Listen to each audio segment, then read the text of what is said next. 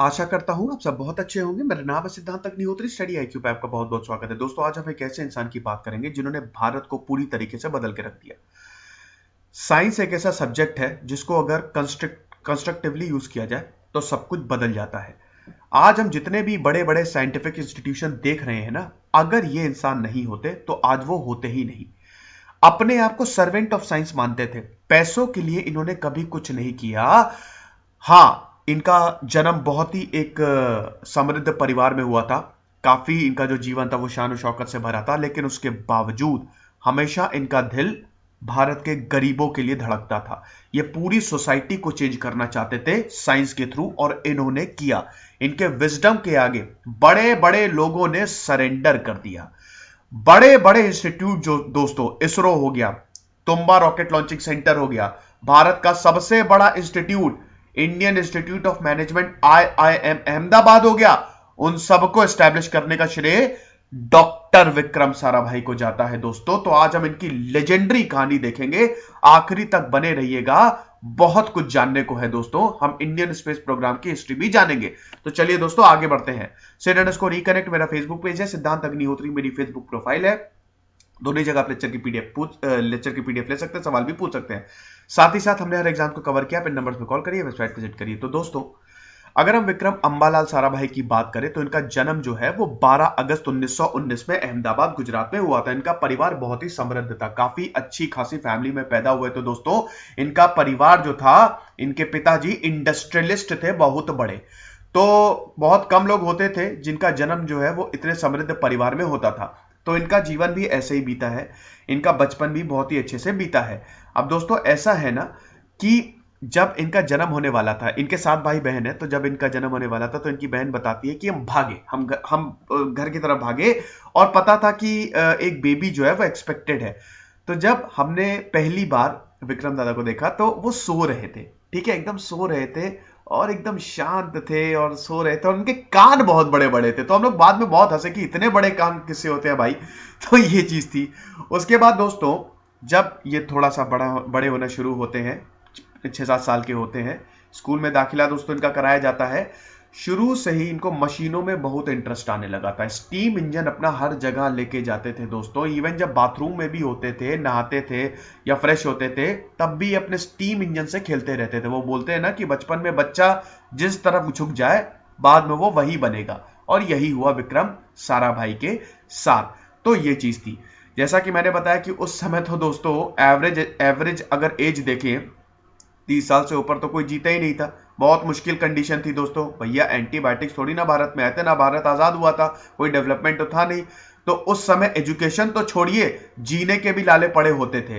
लेकिन विक्रम साराभाई, जैसा कि मैंने बताया कि कुछ कुछ चंद बच्चों में से थे जिनको एक बहुत ही अच्छी एजुकेशन मिली। शुरुआती इनकी जो पूरी एजुकेशन है वो दोस्तों गुजरात में ही हुई, अहमदाबाद में ही हुई। इनकी माता जी ने जो स्कूल स्टैब्लिश किया था, मॉन्टेसरी लाइन, उसी में ये पढ़े और काफी अच्छी इन्होंने एजुकेशन हासिल की। उसके बाद दोस्तों हायर स्टडीज के लिए इंग्लैंड चले गए। ऐसा ही होता था दोस्तों कि सब लोग इंग्लैंड ही जाते थे जिनको भी हायर स्टडीज करनी होती थी। और उस समय साइंस, अरे बाप रे, साइंस का उस समय स्कोप तो बहुत था, लेकिन बहुत कम लोग परस्यू करते थे। तो ये साइंस को स्टडी करने गए। वहां पे कैम्ब्रिज यूनिवर्सिटी के सेंट जॉन्स कॉलेज में इन्होंने दाखिला लिया, और इन्होंने नेचुरल साइंस में अपना ट्राइपोज जो है, जो पूरा कोर्स होता है, वो 1940 में पूरा किया। दोस्तों, इसी समय पैरेलली एक और महान इंसान इनके साथ साथ चल रहे थे। कौन थे वो? होमी जहांगीर बाबा। होमी बाबा पे मैंने पूरी बायोग्राफी कवर कर दी है पिछले हफ्ते, तो आप देख लीजिएगा, ठीक है। स्टडी आईक्यू में आप सर्च कर लीजिएगा, आपको मिल जाएगा, या थोड़ा आप स्क्रॉल कर लीजिएगा, आपको मिल जाएगा। तो ये चीज थी। उसके बाद दोस्तों ये भारत आते हैं। वर्ल्ड वॉर 2 के कारण ये भारत आते हैं। आना तो इनको भारत ही था। वहां पे डॉक्टर सीवी रमन, जो खुद भी नोबेल लॉरेट रह चुके हैं, इनकी भी बायोग्राफी में बहुत ही जल्द लेके आऊंगा, उनके अंडर इन्होंने अपनी पूरी पीएचडी कंप्लीट की। अब दोस्तों 1942 में एक और चीज होती है। मृणालिनी से, जो इनकी वाइफ थी, नाम थोड़ा सा ऐसा है कि मेरी जीभ हो सकता है लिपट जाए, तो उनसे इनकी शादी हुई, ठीक है। अब जो है मृणालिनी से ये बहुत ज्यादा क्लोज थे, और बताती है मृणालिनी कि खुद भी वो कितना ज्यादा, मतलब जो इन दोनों का जो पूरा रिलेशनशिप था वो स्वीट था। आर्ट्स में सारा भाई को बहुत ज्यादा इंटरेस्ट था, क्लासिकल म्यूजिक। क्लासिकल डांस वो बहुत ज्यादा इनको अट्रैक्ट करती थी दोस्तों। और मृणालिनी जो थी वो क्लासिकल डांसर थी।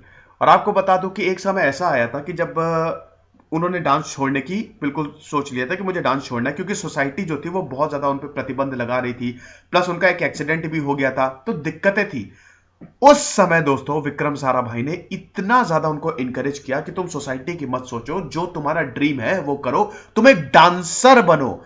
और उन्होंने वो चीज की, ठीक है। बहुत ही अच्छी खासी जानी मानी डांसर थी दोस्तों, ठीक है।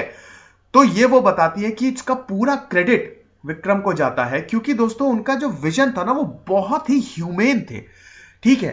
साइंस वाइंस तो अपनी जगह है, एक बॉसी एटीट्यूड अपनी जगह है, लेकिन वो इतने ज्यादा हम्बल थे दोस्तों। एक किस्सा बताना चाहता हूं कि एक बार स्टूडेंट जो थे वो कुछ एक्सपेरिमेंट कर रहे थे, और जिस इंस्ट्रूमेंट से एक्सपेरिमेंट कर रहे थे वो जल गया था। तो भैया आप सारे स्टूडेंट डर के मारे, हालत खराब। अब दोस्तों आप ये खुद पे लेके देखिए कि एक बहुत इंपॉर्टेंट महंगा इंस्ट्रूमेंट इंस्टॉल हुआ है और आपने धोखे से उसको जला दिया, क्या हालत होगी, ठीक है। बहुत स्टूडेंट जल रहे थे, डर रहे थे कि यार क्या करें, आएंगे बहुत डांट पड़ेगी, ये तो सरकार की संपत्ति है, हमने गड़बड़ कर दिया। तभी ठक ठक ठक की आवाज आती है और एक स्टूडेंट बोलता है, लो आ गए विक्रम साराभाई, यार अब क्या करें, कुछ करो यार, तुम उनको बताओ कि भैया इंस्ट्रूमेंट जो है वो गलती से डैमेज हो गया, अब तो बहुत डांट पड़ने वाली है। सबकी हालत खराब, सांसें रुकी। विक्रम साराभाई आते हैं, एक स्टूडेंट हिम्मत करके उनको बताता है। विक्रम साराभाई इतना उनका कूल कंपोजर रहता था, उन्होंने कहा बस इतनी सी बात, अरे यार ये सारी चीजें होती रहती हैं, तुम साइंस के स्टूडेंट हो, ऐसे ही तो सीखोगे। जब अगली बार जब कोई भी एक्सपेरिमेंट करना तो बस जांच कर लेना कि सारे इंस्ट्रूमेंट सही से चल रहे हैं, कोई दिक्कत नहीं है, साइंस में ये सारी चीजें होती रहती हैं यार, कैरी ऑन। ऐसा एटीट्यूड था विक्रम सर का। तो क्या उनके बारे में बात करें दोस्तों, कोई भी इंट्रोडक्शन की उनको जरूरत नहीं है। तो इस तरह था। तो दोस्तों बहुत ही उनका स्वीट रिलेशनशिप था। उस समय मृणालिनी इनको खूब पोएम्स भेजती थी, टैगोर की पोएम्स भेजती थी, ये भी इनको पोएम्स भेजते थे, तो काफी ज्यादा अच्छा रिलेशनशिप था। और उसके बाद इन्होंने शादी कर ली, इनके दो बेटे भी हुए, दो बच्चे भी हैं दोस्तों, मतलब हुए। एक तो मल्लिका साराभाई जो कि अगेन बहुत ही बड़ी डांसर है इस समय, रिनोन डांसर है और एक्टिविस्ट है, और एक कार्तिकेय साराभाई इनके पहले बच्चे, जो अगेन बहुत बड़े एक्टिविस्ट है भैया, सीईई के तो फाउंडर है। तो दोनों बच्चे इस समय काफी अच्छी खासी पोजीशन पे है। अभी खैर हम उनकी पर्सनल लाइफ की बात करेंगे। तो दोस्तों ऐसा है कि गांधी जी ने क्विट इंडिया मूवमेंट स्टार्ट कर दिया था।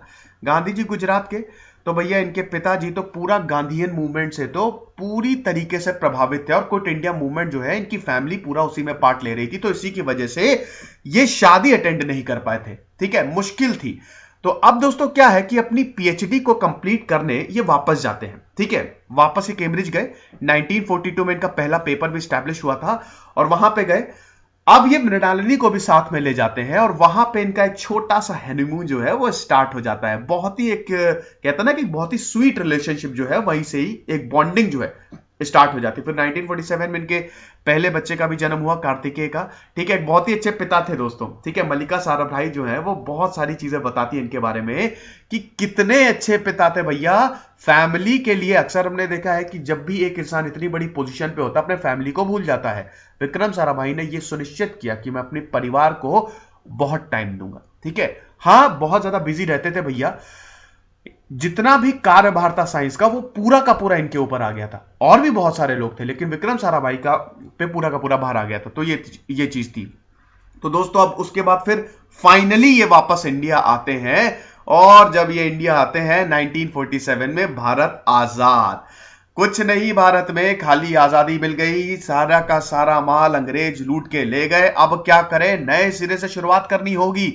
होमी जे भाभा और विक्रम साराभाई ने दिन रात मेहनत करके इस चीज को सफल बना दिया।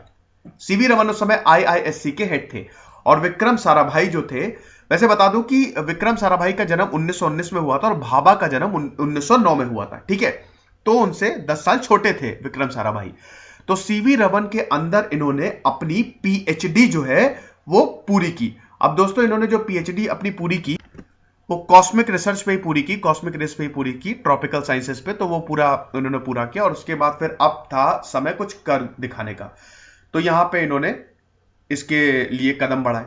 इन्होंने फिजिकल रिसर्च लैबोरेटरी स्टैब्लिश की। विक्रम साराभाई को बहुत ही जल्द समझ में आ गया था कि कुछ ना कुछ तो करना होगा ना, ऐसे तो चलेगा नहीं। साइंस में अगर हम स्टेप्स आगे नहीं बढ़ाएंगे, देखिए दोस्तों ऐसा था ना कि भारत उस समय जब आजाद हुआ था तो बहुत लोगों का यह मानना था, स्पेशली जो इंडस्ट्रियलिस्ट थे, और इंडस्ट्री जो थी, जो मेन हब था बॉम्बे में था। अहमदाबाद एक बहुत बड़ी टेक्सटाइल कॉटन वहां पे बहुत प्रोड्यूस होता था, लेकिन जो मेन हब था वो बॉम्बे में था। इसीलिए आप देखेंगे कि जो शुरू में जितने भी बड़े बड़े इंस्टीट्यूशन हुए हैं उनके हेडक्वार्टर्स बॉम्बे में रहे हैं। ठीक है, तो बॉम्बे सारे के सारे इंडस्ट्रियलिस्ट वहां पे रहते थे और ये पूरा प्रेशर होता था कि भैया कुछ भी बनाओ तो बॉम्बे में उसका हेडक्वार्टर स्टैब्लिश करो।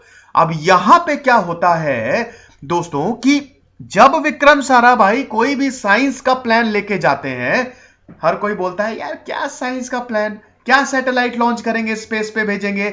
अरे यार यहां पे लोग इतने गरीब हैं, हमको सबसे पहले उनको देखना चाहिए, हमको गरीबी को अपलिफ्ट करना है, हम इतना थोड़ी ना पैसा यहां पे साइंस में, ये सब नहीं चलता है।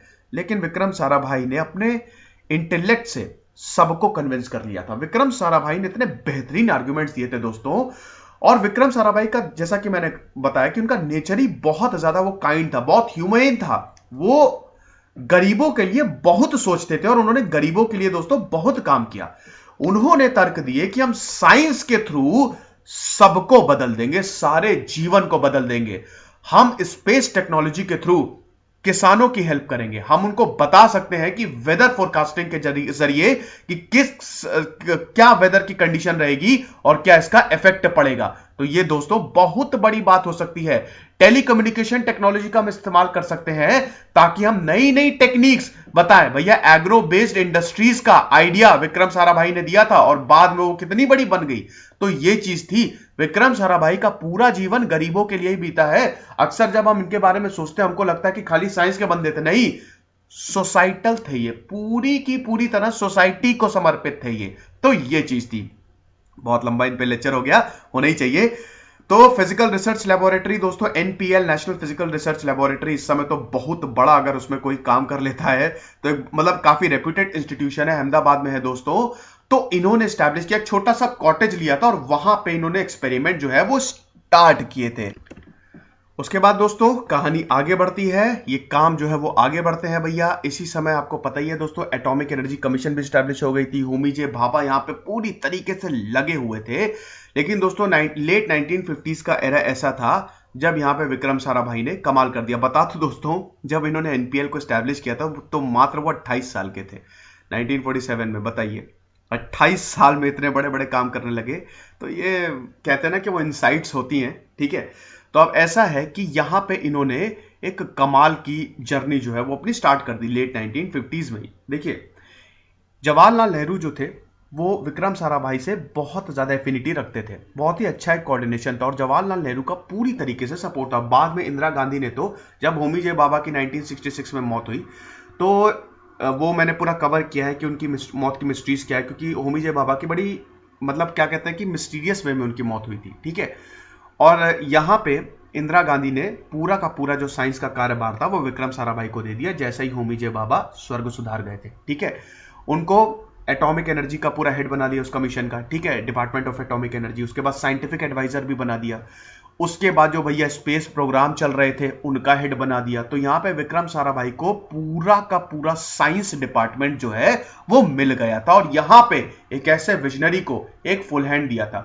यहीं पे वो होमी जे भाभा से भी मिलते हैं और होमी जे भाभा को उन्होंने सपोर्ट किया कि एक रॉकेट लॉन्चिंग स्टेशन होना चाहिए। दोस्तों आपको पता ही कि उस समय रशिया ने स्पुतनिक अपना लॉन्च कर दिया था। तो वहां पे एक जो स्पेस रिसर्च की जो होड़ थी वो चालू हो गई थी। अमेरिका तो पूरा का पूरा चालू ही था। तो यहां पे विक्रम साराभाई ने सारे मिनिस्टर्स को, प्राइम मिनिस्टर को ये कन्विंस कर लिया कि हमको स्पेस एंड टेक्नोलॉजी में काम करना ही होगा, ठीक है। अब यहां पे इनकॉस्पार डेवलप होता है 1962 में और यही बाद में दोस्तों इसरो बना और इसने कमाल के काम किए। इसी ने ही तुम्बा रॉकेट लॉन्चिंग स्टेशन जो है वो स्टैब्लिश किया, ठीक है।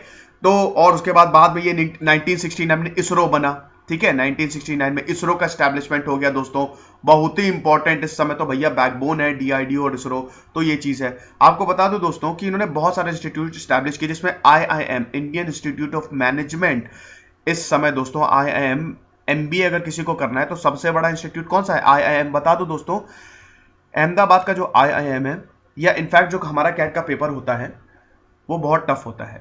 हार्वर्ड ऑक्सफोर्ड में एडमिशन लेना ज्यादा आसान है बजाय आईआईएम में, तो बहुत ही मुश्किल है।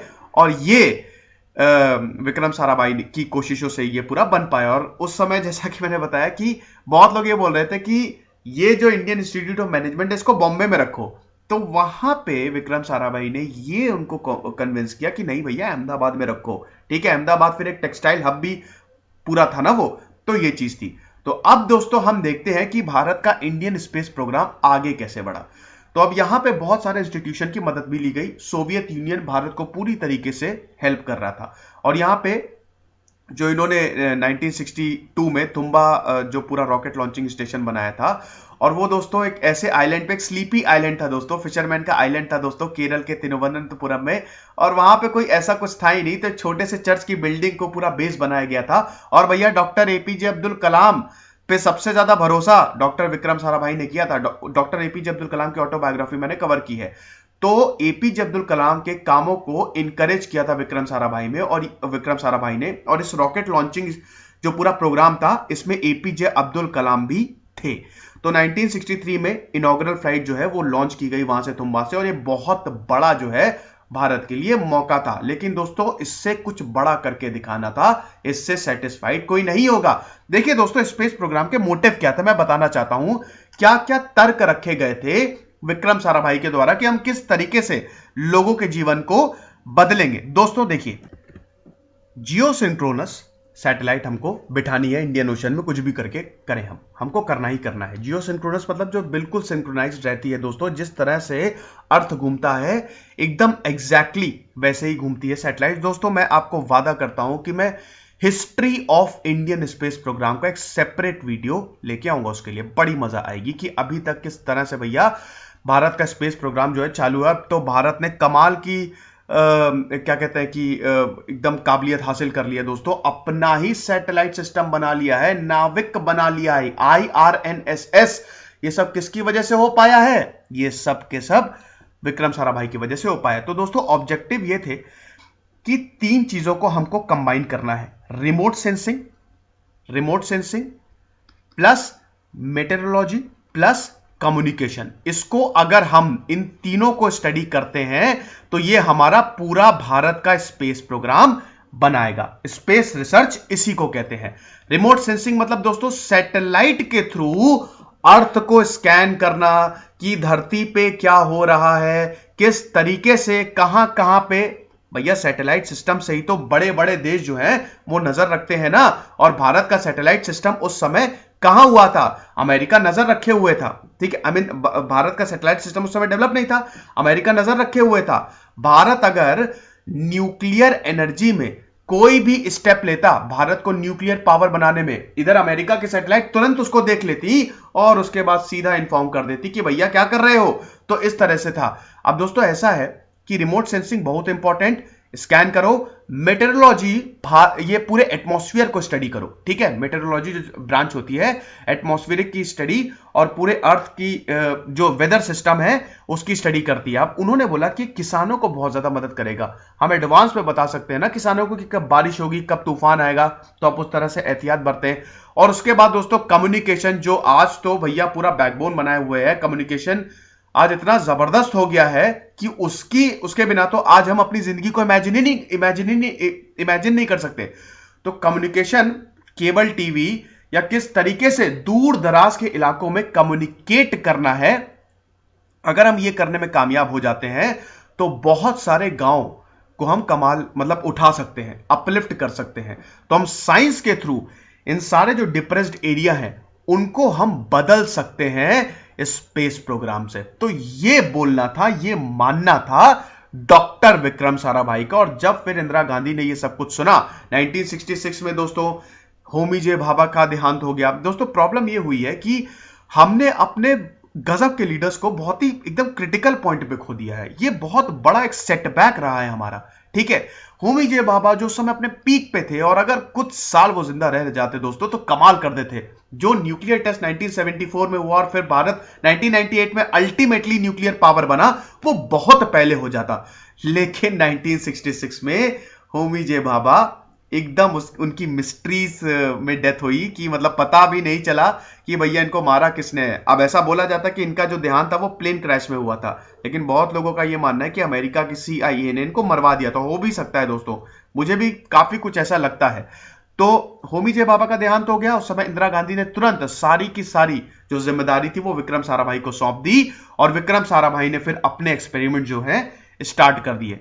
अब दोस्तों ऐसा है कि इन्होंने satellite instructional television experiment site cable TV ये प्रोग्राम पूरा लॉन्च कर दिया, और 1975 में भैया इन्होंने केबल टीवी दे दिया भारत को। भारत जो है सैटेलाइट से जुड़ गया, टेलीविजन सैटेलाइट से जुड़ गया। एंटीना होता था ना, वो कहते थे ना कि जब भी कौवा बैठ जाता था तो वो जो पूरा नेटवर्क जो है वो खराब हो जाता था। खैर अब तो एकदम डिजिटल हो गया है, D2H आ गया है, ठीक है, बड़े बड़े डिश टीवी आ गए हैं एयरटेल और वीडियोकॉन के, लेकिन उस समय तो ऐसा कुछ था नहीं, ठीक है। तो वो जो श्रेय है वो डॉक्टर विक्रम साराभाई को जाता है। उन्होंने दिन रात मेहनत करके इस प्रोग्राम को सफल बनाया। भारत की पहली सैटेलाइट आर्यभट्टा और बाद में रोहिणी हो गई, भास्करा हो गई, ये इन्होंने ऑर्बिट में लॉन्च की। ये बहुत बड़ा एक अचीवमेंट था, ठीक है। तो इंडियन स्पेस प्रोग्राम आगे बढ़ रहा था, लेकिन जैसा कि मैंने बताया दोस्तों कि हमने हमेशा अपने साइंटिस्ट, बड़े बड़े लीडर्स को एक क्रिटिकल पॉइंट पे खो दिया है। तो ये चीज थी। अब दोस्तों क्रिटिकल पॉइंट 1971 में 30 दिसंबर 1971 को इनका देहांत हो जाता है, ठीक है। हार्ट अटैक आया, इनका देहांत हो गया, केरल में इनकी मृत्यु हो गई। इन्होंने एक सपना देखा था कि एक बहुत बड़ा समंदर है, शेषनाग जो है वो ऊपर फन फैलाए बैठा हुआ है, और उन्होंने उसको पूरा पार कर लिया है। तो बहुत परेशान भी रहते थे और उनको ये भी लगता था कि मेरी मुसीबतें जो हैं वो कम हो जाएंगी। लेकिन अल्टीमेटली 1971 में उनकी डेथ हो गई। और जो हमारे प्रोग्राम्स वो तो आगे बढ़े ही, ऐसा नहीं है, क्योंकि बाद में सतीश धवन ने अगर पूरी तरीके से इस प्रोग्राम को पिरोया विक्रम साराभाई ने, तो सतीश धवन ने उसको मसल्स दी, ठीक है, उसको ताकतवर बनाया। बाद में सतीश धवन आए और सतीश धवन ने इनके प्रोग्राम्स को आगे बढ़ाया, जिसकी वजह से हमारा ये जो पूरा सैटेलाइट जो रिमोट सेंसिंग टेक्नोलॉजी या पूरा जो हमारा स्पेस रिसर्च का प्रोग्राम है वो अल्टीमेट अंजाम तक पहुंचा। और उसके बाद फिर APJ अब्दुल कलाम का तो बहुत ही जबरदस्त काम है। अब दोस्तों अगर इनकी पर्सनल लाइफ की बात करें तो जैसा कि मैंने बताया, इनकी शादी जो है वो 1942 में मृणालिनी से हुई थी। इनके 2 बच्चे थे दोस्तों, मल्लिका और कार्तिकेय, और इस समय तो दोनों बहुत बड़े एक्टिविस्ट थे। विक्रम साराभाई जो है वो बताना चाहता हूं कि ये गरीबों के लिए बहुत काम करते थे। तो इन्होंने नेहरू कम्युनिटी डेवलपमेंट सर्विस, मतलब जो नेहरू का एक इन्होंने इनिशिएटिव लिया था ताकि सोशल सर्विस जो है वो आगे बढ़े। और मिड 1960s में इन्होंने नेहरू फाउंडेशन की स्थापना की थी। ये बहुत सारे इनिशिएटिव थे ताकि गरीब बच्चों को कम से कम पढ़ाया जा सके और उन लोगों के लिए कुछ किया जा सके जो सोच नहीं सकते, ठीक है, जो इन आज जो उस समय जो प्रिविलेजेस थी, ठीक है, और जो कम से कम बेसिक अधिकार होता है, बेसिक राइट होता है एजुकेशन, वो तो कम से कम हम सबको दे सके। तो ये विक्रम साराभाई काफी करते थे, सोशल एक्टिविस्ट भी थे, और उनके बच्चे भी सोशल एक्टिविस्ट बने, ठीक है। इनके जो बेटे हैं कार्तिकेय, उन्होंने MIT से अपना PG किया, लेकिन उसके बावजूद वो बहुत बड़े सोशल एक्टिविस्ट है। CEE एक बहुत बड़े इन्वायरमेंटल एक्टिविस्ट है, इन्वायरमेंट को बचाने की पूरी तरीके से वो कोशिश कर रहे हैं। मल्लिका बताती हैं कि मल्लिका जो है वो बचपन में अपनी माता जी से बहुत ज्यादा क्लोज थी, और मल्लिका भी डांसर थी, ठीक है, और उनकी माता जी की भी डांसर थी। तो विक्रम साराभाई मल्लिका को बहुत ज्यादा प्यार करते थे, लेकिन वो क्लोज जो थी वो किससे ज्यादा थी, वो अपनी माता जी से ज्यादा थी, अपनी मम्मी से ज्यादा थी। तो कभी कभी विक्रम साराभाई बोलते थे कि कब ये मुझसे क्लोज होगी। अब दोस्तों जब वो बड़ी होने लगती हैं, ऐसा मल्लिका बताती हैं कि जब वो 12-13 साल की हुई तो तब वो बहुत ज़्यादा क्लोज हो गई विक्रम साराभाई से, और उनको ये लगा कि मेरा जो फिजिकल एट्रीब्यूट है वो तो पूरा माँ पे गया है, लेकिन मेरी जो वैल्यूज़ हैं, मेरे जो एथिक्स है वो मेरे पिताजी पे गए हैं, ठीक है, क्योंकि मैं बहुत ही ज़्यादा ह्यूमेन हूँ। और तब दोनों जो विजन्स जो है, जो आइडियाज़ हैं, जो सोच है, एक दूसरे से शेयर करने लगे। एक इमोशनल बॉन्डिंग बाप और बेटी में स्टार्ट हो गई। और वैसे भी ऐसा बोला जाता है बेटियां जो हैं वो फादर्स से ज्यादा क्लोज होती हैं, ठीक है। तो अब दोस्तों ऐसा हुआ था, एक टाइम पे ऐसा होता था कि जब ये 13-14 साल की हुई, तो इनफैक्ट जब बच्चे इनके बड़े हो रहे थे तो दोनों में से एक को घर में रहना होता था, ठीक है। अब दोनों ही काम करते हैं, प्रॉब्लम है। तो मल्लिका बताती कि एक बार मेरे एग्जाम चल रहे थे और विक्रम को, मतलब जो मेरे पापा हैं, पापा को जाना था वियना कॉन्फ्रेंस अटेंड करने। मेरी मम्मी थी नहीं, मम्मी बाहर गई हुई थी, कोई बहुत ज्यादा उनका शो था, उसको करने बाहर गई हुई थी। विक्रम साराभाई को जाना था बाहर। उस कॉन्फ्रेंस को इन्होंने पूरा कैंसिल किया और जो इनका एग्जाम था, इनकी बेटी मतलब जो मेरा एग्जाम था, मल्लिका साराभाई बताती है कि जो एग्जाम था उसके लिए इन्होंने पूरी मुझे तैयारी कराई और मेरा पूरा ख्याल रखते थे। इन्होंने सारे ऑफिशियल काम को बंद कर दिया था, मुझे स्कूल छोड़ने जाते थे, मेरे लिए टिफिन लेके आते थे, मुझसे डेली बात करते थे। तो इस तरह का इनका पारिवारिक जीवन था। विक्रम साराभाई ने पूरी कोशिश की कि वो अपनी मैरिज लाइफ और अपनी ऑफिशियल लाइफ को बैलेंस कर सके और वो बिल्कुल इसमें कामयाब हुए। अब दोस्तों अगर हम इनके बनाए हुए इंस्टीट्यूट की बात करें तो बहुत सारे हैं दोस्तों, बहुत सारे हैं दोस्तों। Physical research laboratory, IIM, community science centre, दर्पण एकेडमी, हालांकि ये तो इनकी वाइफ ने बनाया था, लेकिन काफी जो सपोर्ट था वो विक्रम साराभाई ने किया था।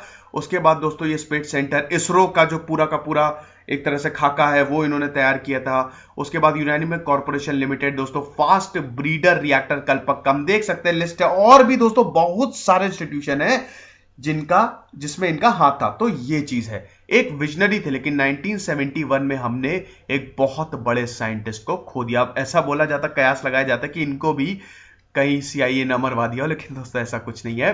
APJ अब्दुल कलाम भी अपनी ऑटोबायोग्राफी में लिखते हैं कि बहुत बड़ा लॉस था, क्योंकि इस समय हमारा स्पेस प्रोग्राम जो था वो पीक पे था। अब दोस्तों हम, वैसे मैंने आपको बताया कि मैं भारत के स्पेस प्रोग्राम पे एक सेपरेट वीडियो लेके आऊंगा, एक पूरा अलग वीडियो लेके आऊंगा, लेकिन अगर इसरो का स्ट्रक्चर देखें तो आप देख सकते हैं इसरो में बहुत सारे डिपार्टमेंट है दोस्तों। आप देख सकते हैं इसरो और DRDO यही दोनों मेन है, ठीक है। DRDO पूरा डिफेंस को देखता है, इसरो जो है वो हमारी पूरी स्पेस टेक्नोलॉजी को देखता है, ठीक है। तो ये आप देख सकते हैं ये पूरा सरकार के अंदर आता है और इसमें बहुत सारे डिविजन्स हैं, और ये रहा विक्रम साराभाई स्पेस सेंटर। तो ये चीज है। आई होप ये लेक्चर आपको पसंद आया होगा दोस्तों। एक गजब के लेजेंड थे, हैं विक्रम साराभाई। इसको जरूर शेयर कीजिएगा। बहुत जल्द, जैसा कि मैंने बताया कि मैं इंडिया के स्पेस प्रोग्राम पे एक फुल फ्लेजेड लेक्चर जो है वो लेके आऊंगा। तब तक कुछ रहिए, पढ़ते रहिए। दिस इज सिद्धांत अग्निहोत्री साइनिंग ऑफ।